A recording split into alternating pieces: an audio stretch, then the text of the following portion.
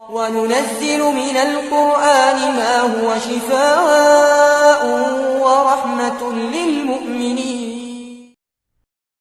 وقاهر العادة وقادر على ما يشاء قدير فعال لما يريد إنه على كل شيء قدير اللهم صل على محمد وعلى آل محمد كما صليت على إبراهيم وعلى آل إبراهيم إنك حميد مجيد اللهم بارك على محمد وعلى آل محمد كما باركت على إبراهيم وعلى آل إبراهيم إنك حميد مجيد أما بعد فأعوذ بالله من الشيطان الرجيم بسم الله الرحمن الرحيم شهر رمضان الذي أنزل فيه القرآن هدى للناس وبينات من الهدى والفرقان سبحان ربك رب العزة عما يصفون وسلام على المرسلين والحمد لله رب العالمين۔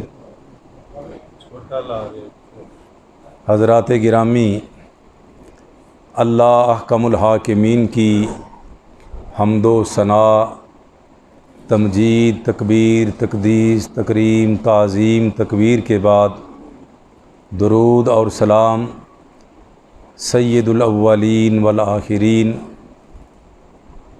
امام کائنات، امام الانبیاء، بدر برج العطا، گوہر انما، گل گلشن لافتہ، والی بطحا، خیر الورا، شمس الضحیٰ، بدر الدجا، نبی مکرم، عدل مفخم، حسن مجسم، رسول محترم جناب محمد انور صلی اللہ علیہ وعلی آلہ واصحابہ واہل بیتہ وذریاتہ وازواجہ وبارک وسلم الف الف مرہ بعدد کل ذرہ او اکثر ما فوق البیان وسلم تسلیما کثیرا کثیرا کثیرا وشر الامور محدثاتها وکل محدثۃ بدعہ وکل بدعۃ ضلالہ وکل ضلالۃ فی النار۔ اللہ احکم الحاکمین اپنے محبوب صلی اللہ علیہ وسلم اور آپ کے اصحاب اور آپ کی آل اور آپ کی ازواج اور رہتی دنیا تک آنے والے تمام مومنین مومنات پہ اپنی رحمت کی برکھا نازل فرمائے۔ اللہ احکم الحاکمین نے اس کائنات میں اپنے بندوں کو اپنا خالص بندہ بنانے کے لیے ایک دستور بھیجا ہے، ایک تعلیم نازل فرمائی ہے، کچھ قوانین اور احکامات عطا کیے ہیں، اور ان قوانین کا، ان احکامات کا اور اس قانون کا اور اس لاہ عمل اور دستور اور تعلیم کا نام قرآن مجید ہے۔ رب کائنات کی قسم ہے، قرآن کریم کا مطالعہ کرنے سے یہ بات سب پہ عیاں ہو جاتی ہے کہ اگر سب سے کوئی بڑی عبادت ہے جسے عبادت اللہ کہا جاتا ہے تو وہ اللہ کے قرآن کی تعلیم ہے، اللہ کے قرآن کی تلاوت ہے۔ یہ نماز بہت بڑی عبادت ہے جو بندہ جب تک اس کے حواس قائم ہیں اس کو معاف نہیں ہے۔ شکلیں بدل جاتی ہیں، رعایت مل جاتی ہے، نماز آدھی ہو جاتی ہے، لیٹ کے پڑھی جا سکتی ہے، لیکن جب تک حواس قائم ہیں نماز بندے کو معاف نہیں ہے۔ بہت بڑی عبادت ہے۔ اس سے بھی بڑی عبادت جو ہے یہ اللہ کے قرآن کی تلاوت ہے۔ روزہ، من شاہد منکم الشہر فلیصم، اللہ کا قرآن یہ اعلان کر رہا ہے اور فرضی اللہ کی طرف سے حکم نامہ جاری ہو رہا ہے کہ جس کی زندگی میں تندرستی کی حالت اور قیام کی حالت میں روزہ آ جائے فلیصم ہو، اس کو روزہ رکھنا ہی پڑے گا۔ ہاں جو بیمار ہو یا مسافر ہو وہ بھی جب کیفیت بدل جائے تو روزہ رکھے گا۔ بلا عذر روزہ چھوڑنے والا ساری زندگی روزہ رکھتا رہے تو اس کا ایک چھوڑا ہوا روزہ اس کے مقابلہ نہیں کر سکتا ہے۔ تو بہت بڑی عبادت ہے، لیکن رب کعبہ کی قسم ہے، قرآن کی تلاوت، قرآن کا سیکھنا اس سے بھی بڑی عبادت ہے۔ حج، زکوٰۃ، عمرہ، قربانی، الغرض، جتنی عبادات ہیں سب سے بڑی عبادت اللہ کے قرآن کو سیکھنا ہے، اس کی تلاوت کرنا ہے، اس کو اپنے سینے میں بسانا ہے، اس کے مطابق عمل کرنا ہے۔ اس کی وجہ کیا ہے کہ قرآن کریم ہی تو احکام کا مجموعہ ہے، قرآن کریم ہی تو عبادات کا مجموعہ ہے، قرآن کریم ہی تو ساری ریاضت کا جو ہے وہ مغز اور نچوڑ ہے، قرآن کریم ہی تو بندگی کی راہیں واہ کرتا ہے، قرآن کریم ہی تو بندے کو اللہ کا صحیح خالص بندہ بناتا ہے۔ نماز، روزہ، حج، زکوٰۃ، قربانی، یہ ساری چیزیں تو جزیات ہیں، ساری چیزیں تو ایک ایک جز ہے اس کا۔ حقیقی عبادت اور بندگی اللہ کے قرآن پہ مکمل سمجھ کے عمل کرنا ہے، تو اس لیے یہ سب سے بڑی عبادت اللہ کا قرآن ہے۔ یہ جب بندہ ہوش سنبھالتا ہے اس وقت سے لے کے موت کے آخری دم تک بندے کو بندہ بنائے رکھتا ہے، اس کا حقیقی غلام بنائے رکھتا ہے۔ اس وجہ سے سب سے بڑی عبادت اگر اللہ کی کوئی ہے تو اللہ کے قرآن کو سمجھنا اور اس کی تلاوت کرنا ہے اور اس کو سننا ہے۔ اللہ تعالی ہم سب کو اس بڑی سے بڑی عبادت پہ عمل کرنے کی توفیق عطا فرمائے۔ آپ خوش نصیب ہیں، تمہیدی کلمات تھے، اس وجہ سے کہ آپ خوش نصیب ہیں اور مبارکباد کے حقدار ہیں کہ آپ تراویح میں حضرت حافظ صاحب ابو ہریرہ صاحب کے پیچھے قرآن کریم کی تلاوت سنتے ہیں، یا دوسری مساجد میں قرآن کریم پڑھتے ہیں اور تلاوت کرتے ہیں اور تراویح کے اندر سنتے ہیں اور جو ہے وہ پڑھتے ہیں، تو یہ ایک بہت بڑی سعادت ہے، اللہ کی بہت بڑی رحمت ہے میرے مالک کی۔ جس کے حصے میں یہ آ جائے اس کو اور کیا چاہیے۔ لہٰذا یہ سمجھ لیں کہ آپ سے بڑھ کے مبارکباد کا حقدار اور کوئی نہیں۔ میرے اور آپ کے آقا، میرے اور آپ کے پیر و مرشد جناب محمد الرسول اللہ صلی اللہ علیہ وسلم ارشاد فرماتے ہیں، اس کائنات میں دو ہی تو ہستیاں قابل رشک ہیں، دو ہی تو ایسی ہستیاں ہیں جن پہ رشک کیا جا سکتا ہے۔ رشک کیا ہے؟ کہ مولا مجھے بھی اس جیسا بنا دے، مولا مجھے بھی اس طرح کا عمل کرنے کی توفیق عطا فرما دے، مولا جو یہ کام کرتا ہے مجھے بھی توفیق دے، میں بھی یہ کرنا شروع کر دوں، مجھ سے بہتر ہے، مجھ سے اچھا ہے، مولا مجھے بھی اس کے نقش قدم پہ چلا دے۔ اس کا مطلب ہے رشک۔ اور حسد کیا ہے؟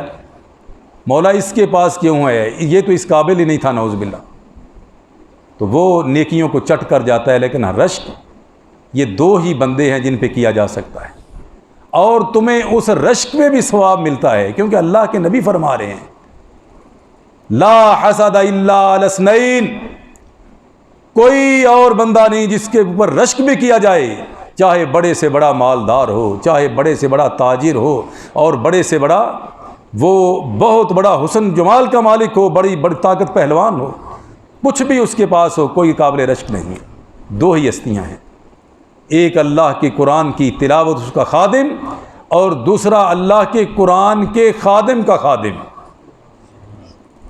ایک قرآن کی خدمت کرنے والا اور دوسرا اس قرآن کی خدمت کرنے والے کی خدمت کرنے والا۔ بس یہ دو ہی تو بندے ہیں جو قابل رشک ہیں اس کائنات میں، اور آپ میں وہی لوگ بیٹھے ہیں، یہ قرآن کریم کی تلاوت کرنے والے، کچھ سننے والے اور کچھ ان کے خدمت گزار ہیں۔ یہ آپ لوگ واقعی قابل رشک ہیں۔ اللہ تعالیٰ آپ پہ رحمت فرمائے، اللہ تعالیٰ آپ کی قدر و منزلت فرمائے، اور آپ کو دنیا اور آخرت کے اندر عزت عطا فرمائے، دنیا آخرت کی اللہ تعالیٰ ذلتوں اور رسوائیوں سے محفوظ فرمائے۔ یہ رب کا قرآن، یہ جہاں جہاں سے گزرا اس جگہ کو اس نے 4 چاند لگا دیے، جہاں جہاں سے گزرا۔ یہ آپ علماء سے سنتے رہتے ہیں، اور بالخصوص جس رات میں آیا، یہ آج اس رات کی امید لیے ہوئے ہم بیٹھے ہوئے ہیں الحمدللہ۔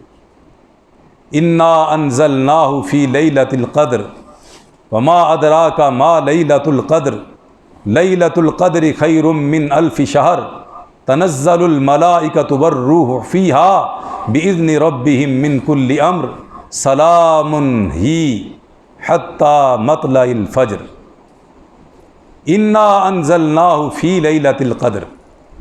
یہ ہم نے گراں قدر دولت، یہ سرمایہ گراں قدر کب بھیجا؟ انا انزلناہ فی لیلۃ القدر، یہ لیلۃ القدر میں بھیجا، یعنی قدر والی رات میں بھیجا. وما ادراک ما لیلۃ القدر، یہ ذرا بند کر، ہاں بند کر آواز بھی. وما ادراک ما لیلۃ القدر، تمہیں کیا پتہ کہ لیلۃ القدر کی قدریں کیا ہیں؟ تمہیں کیا علم لیلۃ القدر کی منزلتیں کیا ہیں؟ لیلۃ القدر کے انوار کیا ہیں؟ تجلیات کیا ہیں؟ رحمت کیا ہے؟ برکت کیا ہے؟ لیلۃ القدر کی کیفیت کیا ہے؟ ماہیت کیا ہے؟ لیلۃ القدر کی عظمت کیا ہے؟ عزت کیا ہے؟ رفعت کیا ہے؟ بلندی کیا ہے؟ معدلت کیا ہے؟ مقام کیا ہے؟ لیلۃ القدر کی قدر کیا ہے؟ وما ادراک ما لیلۃ القدر لیلۃ القدر خیر من الف شہر. اللہ فرماتے ہیں او میں تمہیں بتاؤں کہ لیلۃ القدر کیا ہے. لیلۃ القدر خیر من الف شہر، لیلۃ القدر 1000 مہینے کی عبادت سے بہتر ہے. میں اور آپ، پاکستان کی اوسط جو عمر ہے وہ کتنی ہے؟ 50 55، اس سے بس زیادہ تو نہیں، 60 کر لیں، بس اس سے زیادہ عمریں اوسطاً عمریں نہیں ہیں. اور اللہ تعالیٰ کیا فرما رہے ہیں؟ ایک بندہ جب سے پیدا ہوا اور اس وقت سے لے کے 83 سال 4 مہینے، 1000 مہینہ کتنا بنتا ہے؟ 83 سال 4 مہینے. نہ اس میں کھانا کھائے، نہ پانی پیے، نہ قضاء حاجت کرے، نہ ہی وضو کرے، اس اتنا ٹائم نہ دے، نہ ہی آرام کرے، نہ ہی ضروریات زندگی. ایسا کوئی کر سکتا ہے؟ ایمانداری سے بتائیں. یہاں تو 5 وقتہ نماز بڑی مشکل سے پڑھی جاتی ہے، جن کو اللہ توفیق دیتا ہے. اس دور میں جو 5 وقتہ نمازی، اللہ کی قسم میں سمجھتا ہوں ولی اللہ ہے. بہت بڑی بات ہے 5 وقت اس پرفتن دور کے اندر نماز پنجگانہ ادا کرنا. لیکن اللہ کا قرآن کیا کہتا ہے؟ ایک بندہ جب سے پیدا ہوا 83 سال 4 مہینے تک اس نے اور کچھ نہیں کیا. صبح و شام، لیل و نہار، دوپہر، آدھی رات، جب بھی دیکھا وہ اللہ کے حضور عبادت میں لگا ہوا ہے. جبکہ ایسا ممکن نہیں ہے، ایسا کرنے پہ کوئی بندہ قادر نہیں ہے.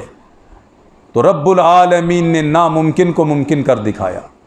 جس کو ایک رات یہ مل گئی، لیلۃ القدر خیر من الف شہر. آپ لوگ اپنے بستر کو چھوڑ کے آئے ہیں تو یقیناً اس رات کی غرض سے آئے ہیں. اللہ تعالیٰ یہ رات ہمیں نصیب فرما دے.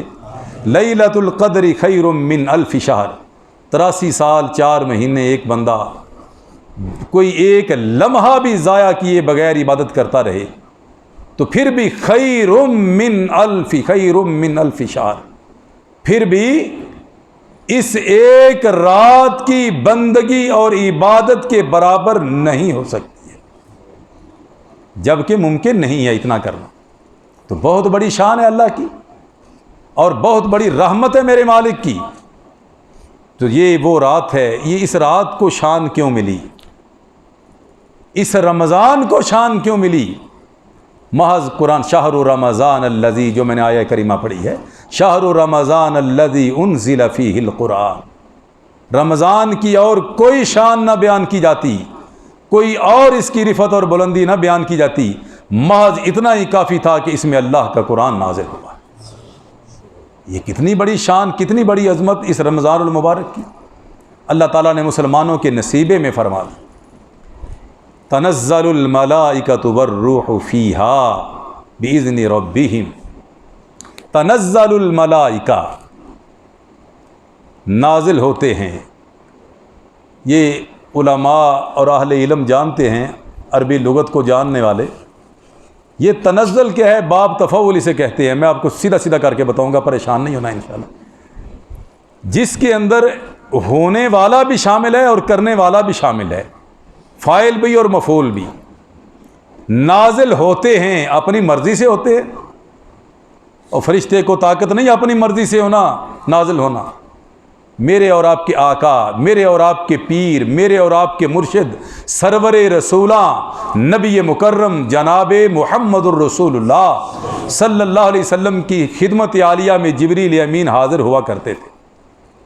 اور ایک دفعہ جبریل امین نے آنے میں تھوڑی دیر کر دی۔ ہمارے آقا و مرشد صلی اللہ علیہ وسلم جبریل سے فرماتے ہیں، جبریل ذرا جلدی آ جایا کرو، یہ میری طبیعت، یہ میرا دل جو ہے یہ تھوڑا بے قرار ہو جاتا ہے، تیری ملاقات کے لیے تھوڑا پریشان ہو جاتا، ذرا جلدی آ جایا کرو، میرا دل اداس ہو جاتا ہے۔ تو جبریل امین آگے سے کیا عرض کرتے، آقا میں اپنی مرضی کا پابند تھوڑا ہی ہوں، میں اپنی مرضی کا مالک، جب چاہوں آ جاؤں، نہیں۔ اللہ کے ملائکہ، اللہ کے فرشتے کیا ہیں؟ لا یاسون اللہ ما امرہم، لا یاسون اللہ ما امرہم، وہ رب کے حکم کے پابند ہیں، سرے منہ بھی ایک بال کے برابر بھی ادھر ادھر نہیں ہو سکتے۔ آقا جب اللہ حکم دیتے ہیں آپ کی خدمت عالیہ میں حاضر ہو جاتا ہوں، میری کیا جرت ہے اپنی مرضی کر لوں؟ تو اللہ تنزل، فرشتے نازل ہوتے ہیں نہیں، وہ حکم دیتا ہے نازل ہونے کا۔ فاعل اور مفعول باب تفعول کے اندر دونوں کار فرمائے۔ ای تکسرت، کیا مطلب؟ وہ ٹوٹ گیا، کیوں؟ میں نے توڑا وہ ٹوٹ گیا، اس نے بھیجا وہ آ گئے۔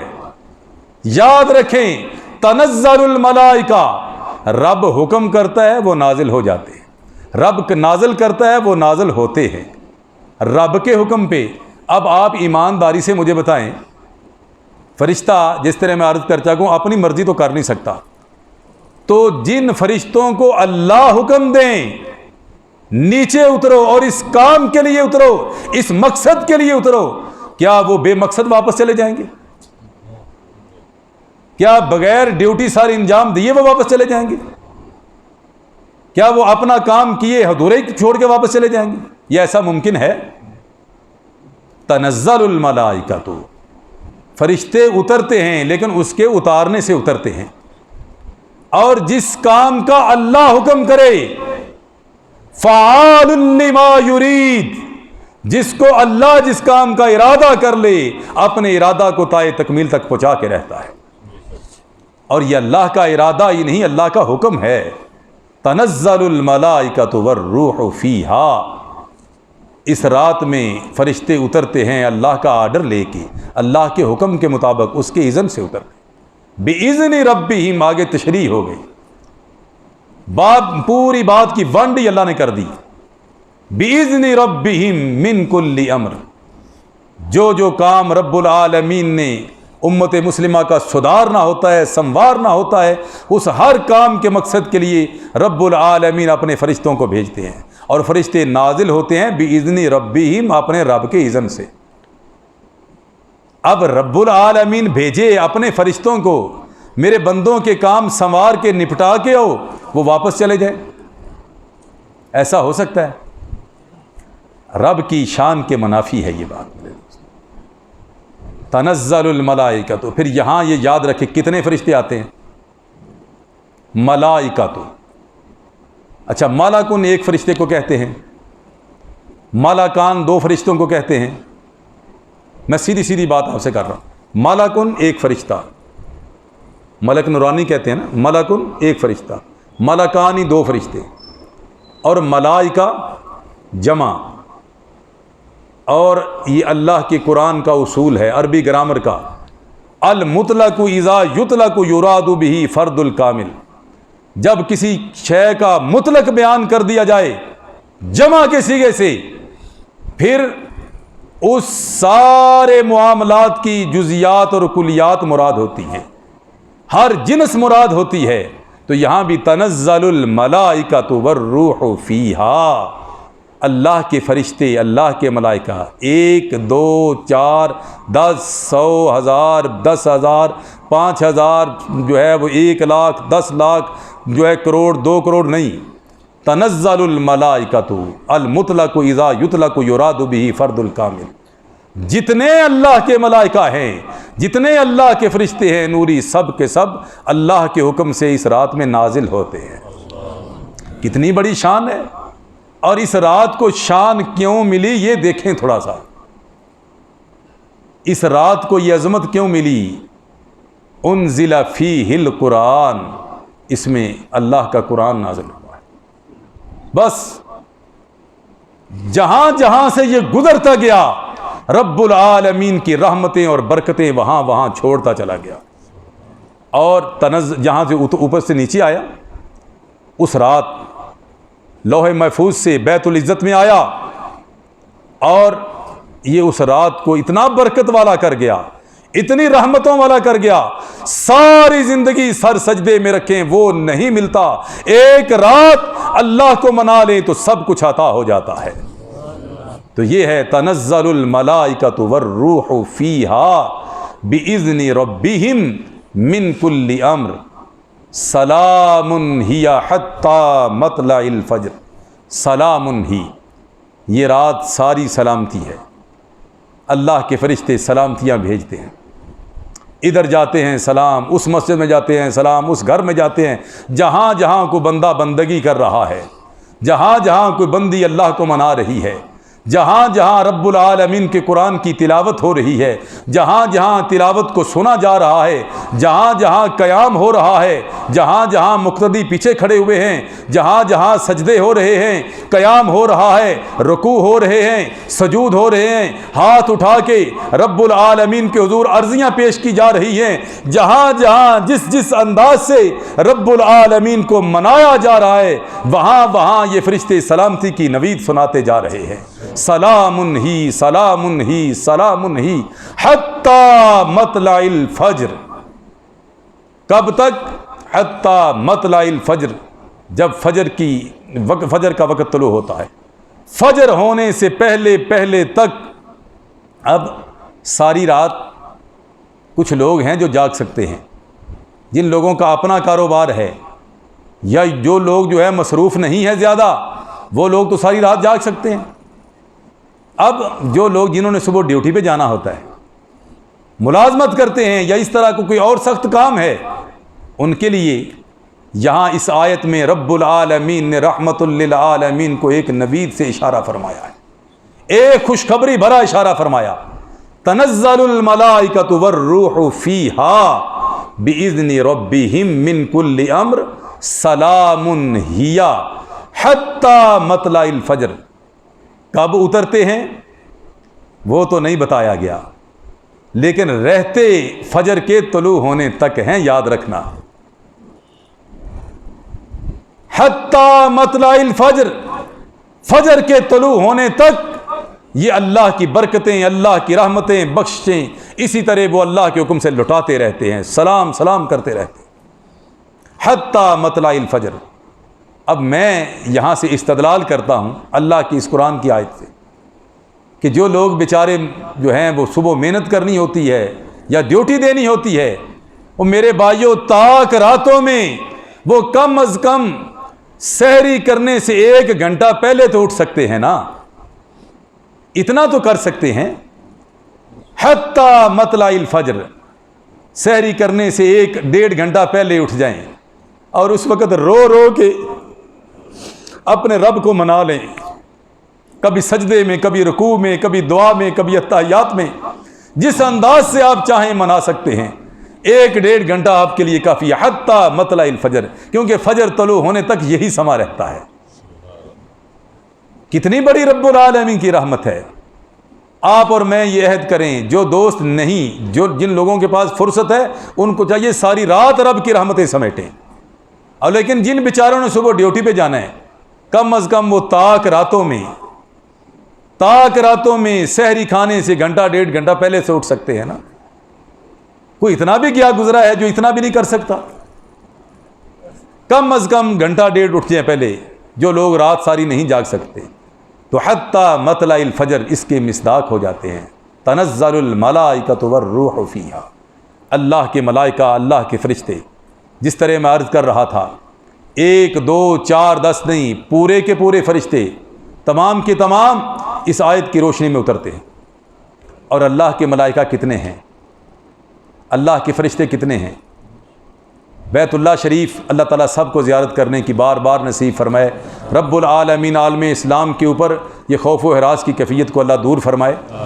تو یہ بیت اللہ شریف اللہ جب آپ جاتے ہیں تو بیت اللہ شریف کے بالکل عین سید پہ حضرت علی المرتضیٰ رضی اللہ تعالیٰ عنہ، میرے آقا میرے مولا آپ کے پیر و مرشد جناب محمد الرسول اللہ صلی اللہ علیہ وسلم کی حدیث مبارکہ بیان کرتے ہیں۔ بیت المعمور ہے، بالکل کعبۃ اللہ بحذاء الکعبہ، عین کعبۃ اللہ کی چھت کے اوپر اس کی بیت المعمور ہے، جو 7ویں آسمان کے اوپر فرشتوں کی عبادت گاہ ہے۔ جب بندہ وہاں کھڑا ہوتا ہے تو جن کو علم ہے ان کو تو یہ تصور آ جاتا ہے، مولا ایک گھر وہ تیرا جو پوری کائنات سے سب سے زیادہ افضل ہے، اس گھر کے اندر میں ہوں، اور ایک وہ تیرا گھر جو آسمانوں میں سب سے زیادہ افضل ہے، اس کے نیچے کھڑا ہوا۔ پھر اس انداز سے جو بندہ اپنے رب کو مناتا ہے، رب العالمین اپنی رحمتوں کے نزول فرما دیتے ہیں۔ تو عین کعبۃ اللہ کے اوپر جو ہے بیت المعمور ہے۔ جبریل امین علیہ السلام سے میرے آقا صلی اللہ علیہ وسلم نے پوچھا، جب آپ معراج شریف پہ گئے، اس وقت حضرت ابراہیم علیہ السلام بیت المعمور کے ساتھ ٹیک لگا کے تکیہ کیے ہوئے تشریف فرما تھے۔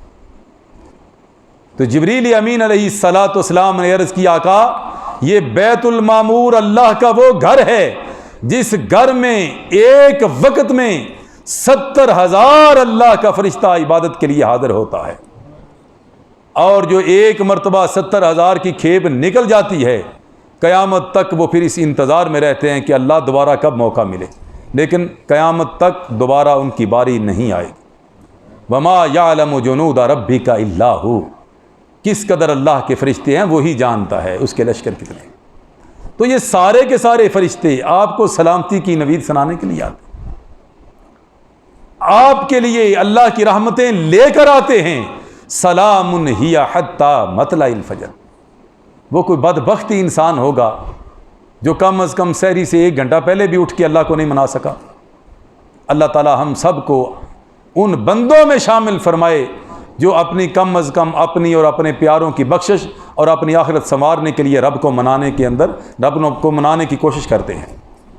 میرے دوستو، یہ اللہ کا قرآن جہاں جہاں سے گزرا رب العالمین کی رحمتیں لوٹاتا گیا۔ آپ یہ فرمائیں، دیکھیں یہ قرآن لوح محفوظ میں تھا تو بل ہوا قرآن مجید فی لوح محفوظ، رب العالمین نے لوح محفوظ کو شان عطا کر دی۔ پھر یہ قرآن جس رات کے اندر اترا رب العالمین نے اس کو لیلۃ القدر بنا دیا، اور جس جبریل امین کے ذریعے آیا رب العالمین نے اس کو سید الملائکہ بنا دیا، روح الامین روح القدس بنا دیا، 600 پروں والا جبریل۔ اس کی شان عظمتیں کیا ہیں؟ جب اللہ کے تمام ملائکہ اترتے ہیں، آگے آگے جبریل امین روح الامین روح القدس ہوتے ہیں، پیچھے پیچھے سارے فرشتے ہوتے ہیں۔ اور مکہ اور مدینہ اور گرد و نواح میں اترا، رب العالمین نے ان بستیوں کو شان عطا فرما دی۔ اور جس ہستی کے اوپر اترا رب العالمین نے اس کو عملی قرآن بنا دیا۔ ایک قرآن ہے علم کا نام، ایک قرآن ہے عمل کا نام، ایک قرآن ہے متن کا نام، اور ایک قرآن ہے تشریح کا نام۔ علم قرآن یہ ہمارے 2 گتوں کے درمیان 2 جلدوں کے درمیان ہے، اور عملی قرآن جو ہے جناب محمد الرسول اللہ صلی اللہ علیہ وسلم جو اپنے روضہ اطہر میں آرام فرما ہے۔ اور ایک قرآن متن ہے جو ہمارے سامنے موجود ہے، اور ایک قرآن اس کی تشریح اور تفسیر ہے جو جناب محمد الرسول اللہ صلی اللہ علیہ وسلم کی شکل میں۔ اور جہاں جہاں جس کو جو یہ ٹچ کرتا گیا رب العالمین ان چیزوں کو فضیلت عطا کر دے گئے۔ اور میرے دوستو، اور جس بندے کے سینے میں یہ قرآن آ جاتا ہے، جس کو اللہ حافظ قرآن بنا دے،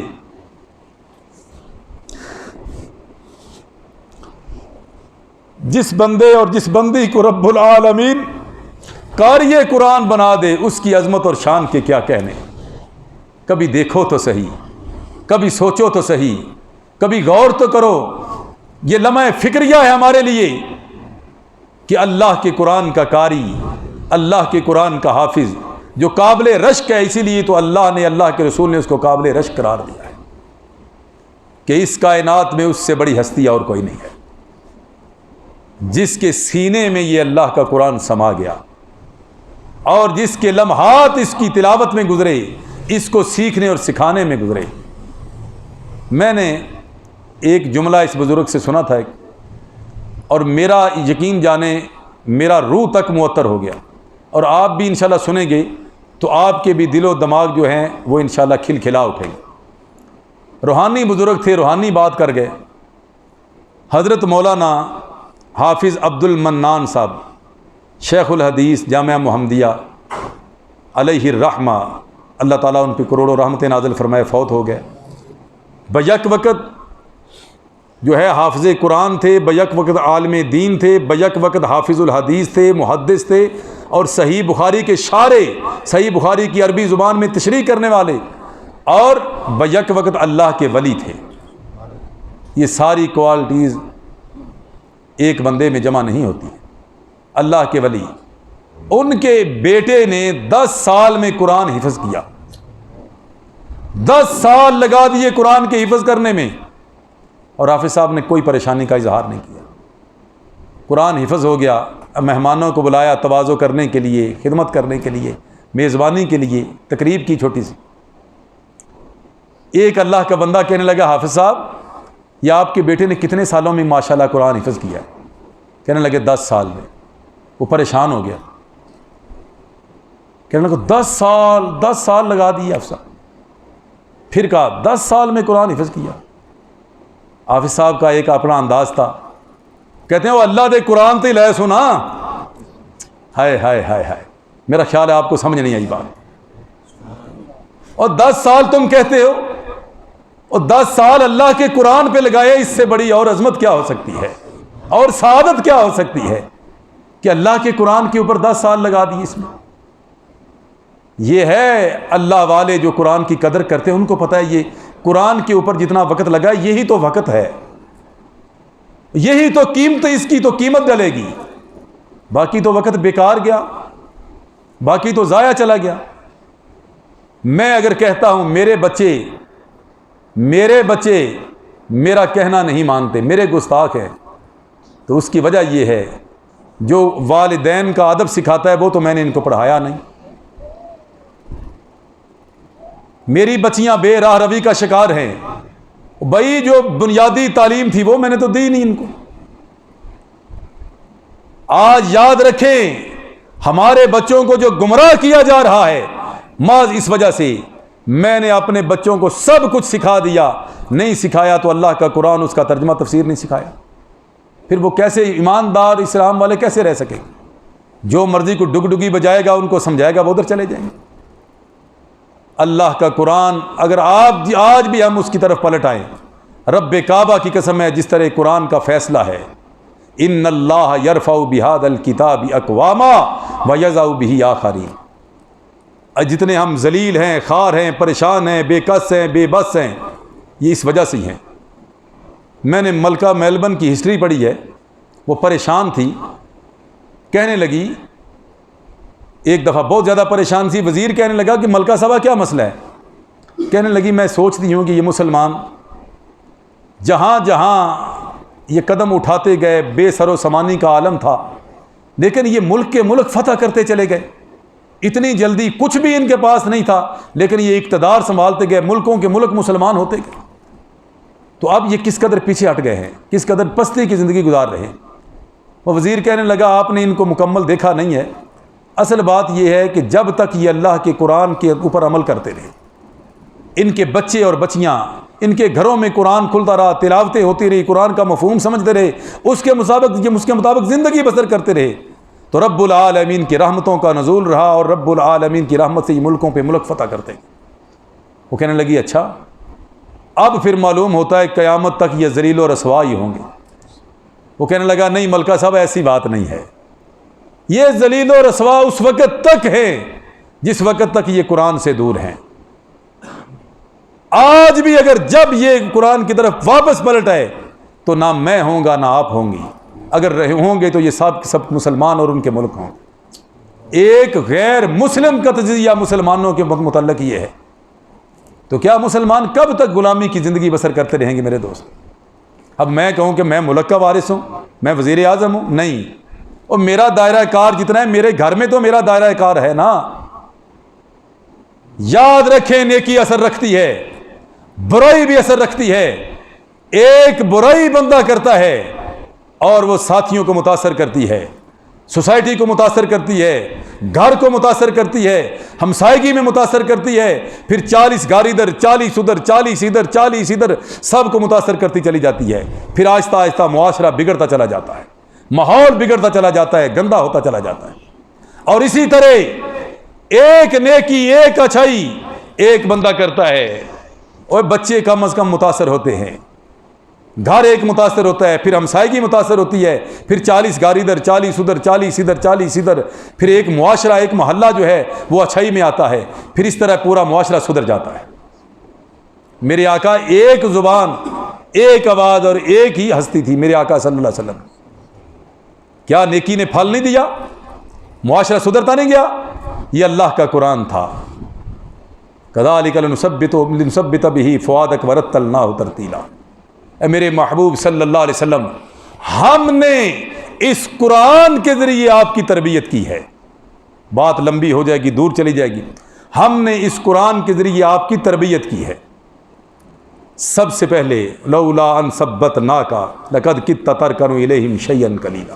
اے میرے محبوب صلی اللہ علیہ وسلم، اگر ہم اس قرآن کے ذریعے آپ کی تربیت نہ کرتے تو ادھر ادھر بھٹک جانے کا امکان تھا، لیکن ہم نے آپ کی تربیت کی، اور پھر رسول اللہ صلی اللہ علیہ وسلم کے ذریعے، قرآن کریم کے ذریعے رب العالمین نے ہماری تربیت کی۔ آپ دیکھیں، تھوڑی سی غور کریں، پھر اس کے بعد دعا کراتے ہیں کہ آپ کی تربیت پھر کیسے ہوئی۔ جہاں قرآن کریم نے کہا ہاتھ اٹھائیے، وہاں آپ نے ہاتھ اٹھایا، اور رب العالمین نے قرآن کریم میں اس ہاتھ کا نقشہ کھینچ دیا۔ وما رمیت اذ رمیت ولکن اللہ رمی ولا تغلل یدک الی عنقک ولا تبسطھا کل البسط۔ دیکھیں، یہ ہاتھ ہے، یہ ہاتھ اللہ نے جس طرح حکم دیا محبوب صلی اللہ علیہ وسلم نے وہی کام اس سے لیا۔ ولا تمشی فی الارض مرحا، قدم کو جس طرح میرے آقا صلی اللہ علیہ وسلم کو رب نے حکم دیا قرآن کریم کے ذریعے، رب العالمین نے جس انداز سے چلنا سکھایا، میرے محبوب اس طرح چلنا شروع ہو گئے۔ اور نبی مکرم صلی اللہ علیہ وسلم کی آنکھ جس طرح رب نے حکم دیا، اس طرح رب العالمین کی اس حکم قرآن کریم کی تربیت میں نبی مکرم صلی اللہ علیہ وسلم کی آنکھ نے دیکھا۔ اور نبی مکرم صلی اللہ علیہ وسلم کا ہاتھ پاؤں، یہ بہت تفصیل ہو جائے گی، سر سے لے کے پاؤں تک محبوب صلی اللہ علیہ وسلم کے اعضاء کا قرآن کریم ذکر کرتا ہے۔ اور آخر میں لعمرک انہم لفی سکرتہم یعمہون۔ اے میرے محبوب، آپ کی تمام عمر کی قسم قرآن کریم کی آپ کی عمر کے تمام لمحات کو قرآن کریم بیان کرتا ہے۔ یہ آپ کی تربیت ہے، اور ہماری تربیت کے لیے یعلمہم الکتاب والحکمہ، محبوب صلی اللہ علیہ وسلم نے عملی ہماری تربیت کی۔ اور دیکھیں، جیسے جیسے کیا کیا برائیاں مکہ والوں کے اندر نہیں تھیں، لیکن اولئک ہم الراشدون، اولئک ہم المؤمنون حقا، اولئک ہم الفائزون۔ رب العالمین نے کتنی بڑی ڈگریاں دے دی، اور یہاں تک فرما دیا اگر اس طرح کا ایمان دوسرے لوگوں کا ہوگا تو مجھے قبول ہے، اگر اس طرح کا کوئی اور ایمان ہوگا تو مجھے قبول ہی نہیں ہے۔ یہ شان عظمت قرآن کریم کی وجہ سے ملی۔ آج میرے دوستو، جن کو رب العالمین نے یہ قرآن کریم کی دولت دی، یہ مسلح پیچھے کوئی بڑی سے بڑی عظمت والا، بڑی سے بڑی شان والا، جب تک حافظ قرآن رکوع میں نہیں جائے گا، جرت نہیں ہے نور رکوع میں چلا جائے۔ یہ دنیا کی شان ہے، اور آخرت میں اقرا ورتقی ورتل کما کنت ترتل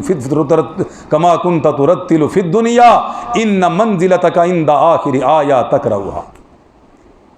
اے میرے قرآن کے قاری، قرآن کے حافظ، الحمد سے شروع ہو جا اور قرآن کریم کی تلاوت کرتا جا اور جنت کی منزلیں طے کرتا جا۔ ان منزلتک عند آخر آیا، اور ورتل کما کنتا ترتل فی الدنیا، جس طرح جھوم جھوم کے میرا قرآن دنیا میں پڑھتا تھا اس طرح پڑھتا جا۔ قرآن کی والناس کی سین ہوگی، تیری منزل کی انتہا ہو جائے گی، اول تا آخر جتنی جاگیر ہوگی ساری کی ساری میں نے تیرے نام لکھ دی ہے۔ اللہ تعالیٰ مجھے اور آپ کو عمل کرنے کی توفیق عطا فرما دے۔ میرے دوستوں، میرے بزرگوں، بھائیوں، بچوں، مبارکباد کے حقدار وہ لوگ ہیں جن کے بچے قرآن کریم کو حفظ کرتے ہیں اور تلاوت کرتے ہیں اور آگے پہنچاتے ہیں اور اس کے مطابق عمل کرتے ہیں۔ اللہ مجھے اور آپ کو بھی قرآن کریم کے اوپر عمل کرنے کی توفیق عطا فرما دے۔ آخر دعوانا الحمدللہ رب العالمین، آمین یا رب۔ بہترین صدقہ جاریہ حاصل کرنے کے لیے اس ویڈیو کو لائک، کمنٹ اور شیئر کرنا مت بھولیں۔